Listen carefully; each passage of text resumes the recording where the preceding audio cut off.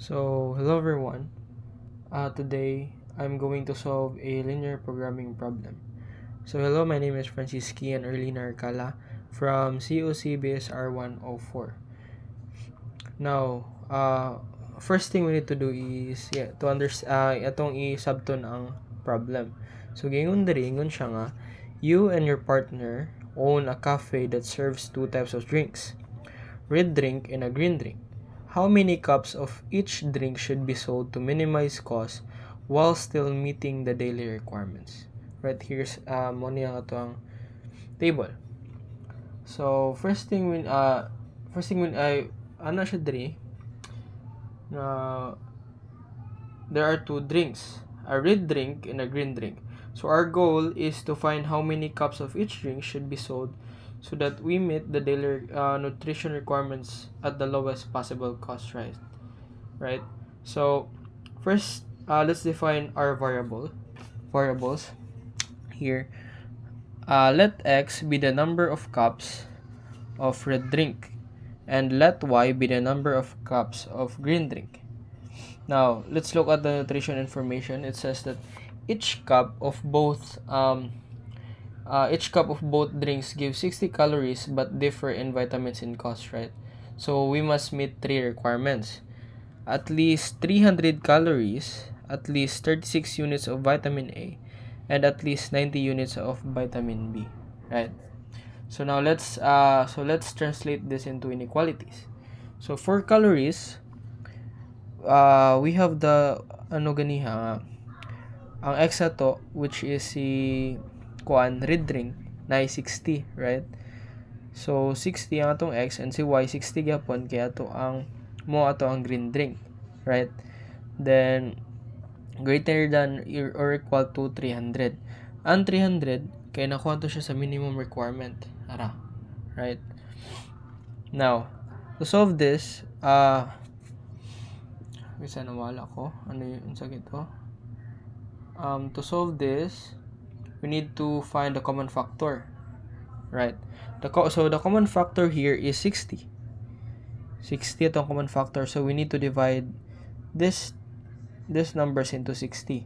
So 60x divided by 60 is 1, 'di ba? So x na lang ato ibutang. And same gyapon diri kay 60 divided by 60 man, right?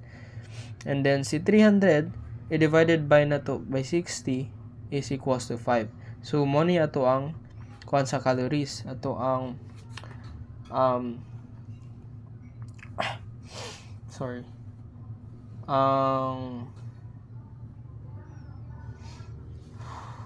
So mo na ang ato ang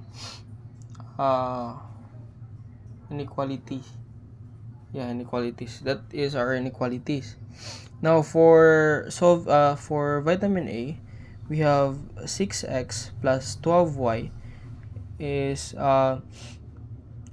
greater than or equal to 36, right? And first thing we need to do is to find the common factor. Ang common factor na 3 is 6. Si 6. So 6 i-divide na to sila tanan by 6. So 6 divided by 6 is 1. So x na to ibutang, 12 y divided by 6 is 2, right? 2y.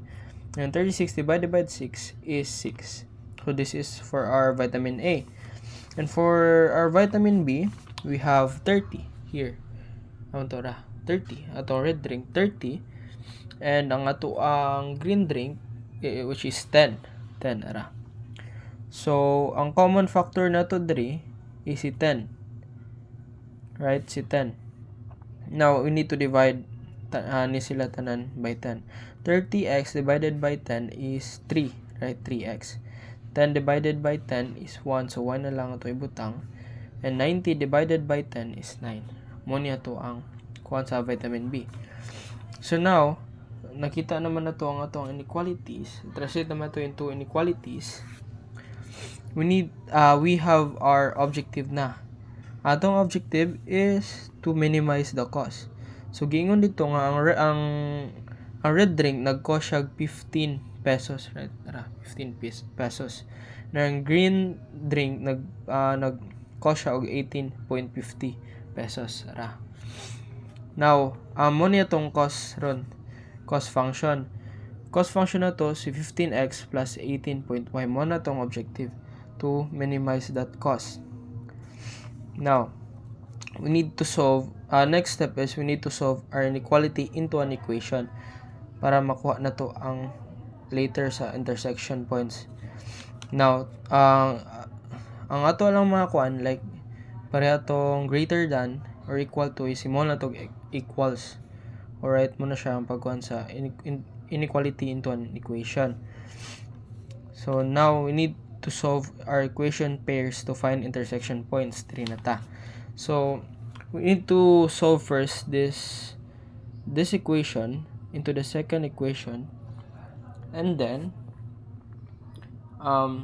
right, we need to solve this equation into this equation, and we need to subtract the first from the second. So we have here an intersection of x plus y equals 5 and x plus 2y equals to 6. We need to subtract the first into second. Subtract the first from the second.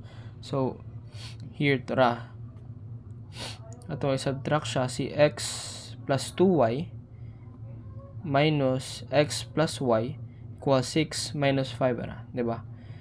So ato siyang i-subtract, x minus x is 0, di ba? And 2y minus y is 1, di ba? 1y, so y na to ibutang. Muna na ko na to si y.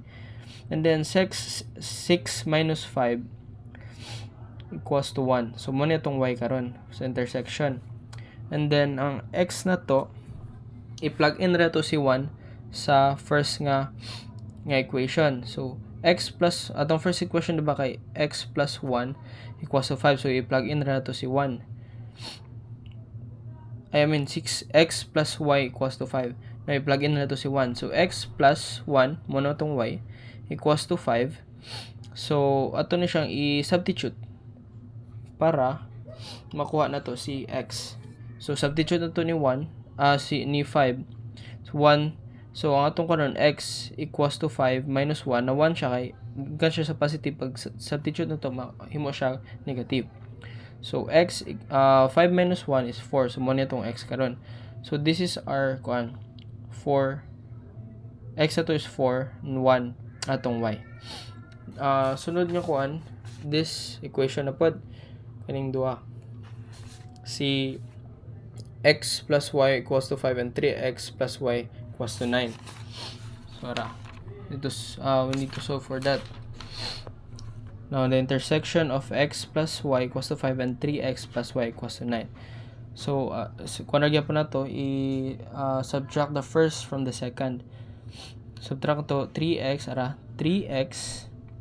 plus y minus x plus y equals to 9 minus 5. So 3x minus x mo siya 2x, diba? Na naman siya 1 3. So 3 minus 1 is 2x. And then y minus y is 0, so wala na siya. Muna yung nabilin si 2x. Equals 9 minus 5, we have 4. So para makuha na to si x, we need to divide both sides by 2. So 2 divided by 2, cancel siya. X na lang nabilin. And 4 divided by 2, 2 na lang, diba? So our x is equals to 2. And ato na din i-substitute si 2 sa atong first nga equation. So 2 plus atong equation ganiya, diba? Si x plus y equals to 5. So si x atong isdag og 2 plus y equals to 5. So to find para makuha na to si y na to, ato na siyang i-substitute si 2 sa pikas. So pag substitute from positive to negative, diba? So y equals to 5 minus 2. 5 minus 2 is 3. Our y is equals to 3. So mo ni ang ato ang 1, 2. X ato is 2 and 1, 2 is 3. Next thing is to solve for cos of each visible point. Now, atong cos ganiya, cos function nga para cos 15x plus 18.5y. Ato ra din i-substitute ang katong nakuha nato ganiya nga mga visible point. Ay nga mga points. So we have here our from our cos nga 15x plus 18.5y is ato ra na siyang i-substitute. Okay. So 15 times 4, which is our x, plus 18.5 times 1 na tong y. And 15 times 4, we have 60, plus 18.5 times 1 is 18.50, right? Now, i-add lang nato na sila, add up 60 plus 18.50, we have the cost of 78.50. And next, for 2 and 3, our x is 2 and y is 3. Now, from our cost, 15x plus 18.5y, substitute lang yan po na to siya. 15 times 2 plus 18.5 times 3. So 15 times 2, we get 30, plus 18.5 times 3, 55.50. Add up 30 plus 15.50, we have the cost of 85.50. Now, atong ikuan between whole number solutions atong i-rewrite. So from 4 1, atong x is 4 and atong y is 1, is we get 78.50 na cost, right? And sa 2 and 3, atong nakuha ang cost is 85.50. So the lowest cost we have here is 78.50. Now therefore, to meet all nutritional requirements at the minimum cost, the cafe should sell 4 cups of red drink and 1 cup of green drink. And that's all. Thank you. That is our lowest cost, 78.50.